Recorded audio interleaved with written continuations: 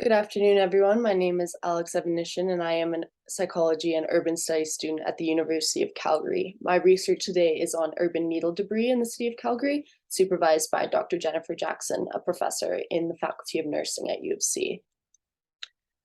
So my knowledge that I've gained throughout my fieldwork is going to be used to tell the story of behind how every bit of discarded debris, there's a human being who had to leave it there. So needle debris is essentially drug paraphernalia that accumulates in a public space, and spaces where debris ends up can be sources about substance use in the sense that it points to avenues for disposal that either aren't being accessed or are out of touch with what the community needs, or simply don't exist. The research methodology used within this was the wearing of a body camera with embedded GIS, which is a geographic information systems mapping technology. It uses coordinates to depict where needle debris is found, map where it's found, while also simultaneously videoing the environment in which it's found, and recording the audio commentary of the participants' knowledge of a local area.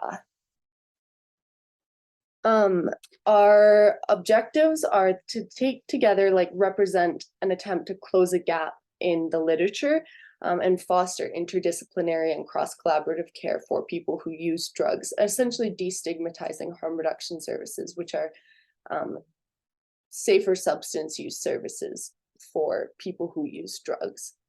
Currently, we found out that needle debris responses are reactive as opposed to preventative, as evidenced by the Calgary Fire Department's hazardous materials response team truck that goes around cleaning up needles, loudly announcing and stigmatizingly announcing that we're here for biohazardous waste. And our research question is, how and why does needle debris end up where it does? It's because stigma is a social force that criminalizes people who use drugs, and needle debris is a visual remnant of that stigma. The methodology employed was a local knowledge narrative, which essentially meant that I walked side by side with participants, prompting them about their experiences within a specific area while videoing that area and recording our conversation. We are in the preliminary and early stages of our analysis. So once our final analysis is done, this photo here on the left will be done by Andrew and Jacqueline Curtis at Case Western University to create a heat map of matching up the commentary with the mapped needle debris coordinates.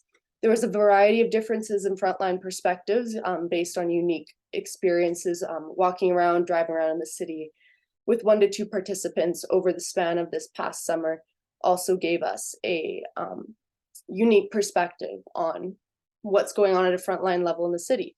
And then this usage of the body camera was worn at waist level to show the environment in which debris is being found, but also not identify the faces of any participants that we were speaking with. Oh, it's, uh-oh. Pause. No, okay. So there's a disconnect between available resources and what the community actually needs. There's a need for privacy that's enforced by social and environmental hostility. The social hostility is the watchful eyes of the stigmatizing public who see substance use as dirty. But needle debris is telling us a story about why people are choosing not to use the disposal options available to them, and there's a lack of options. It's not carelessness that is causing debris to accumulate. It's a lack of options that the community actually needs. Community harm reduction is employed by people who use drugs. For example, this in the outlet photo, these are 4 pipes stacked neatly for folks to come find to clean up. There's also evidences of community members breaking off the sharp points of needle tips into caps, or just bending them so passerby don't get poked. So this whole qualitative aspect of our research has really showed us that there's it's a lack of options, not carelessness, why debris is ending up where it does. And I just want to say thank you to all of our community partnerships, to the USU for this opportunity, and to my supervisor. Thank you so much.